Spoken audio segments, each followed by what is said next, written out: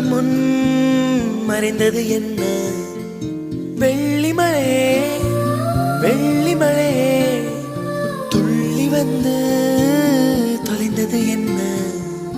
தாவணி மின்னல் சிதறி அடிக்க, மன்மத இடிகள் மனதில் இடிக்க, இளமை வயலில் காதல் முளைக்க, மறுமுறை மறுமுறை ஒருமுறை வருவாயா?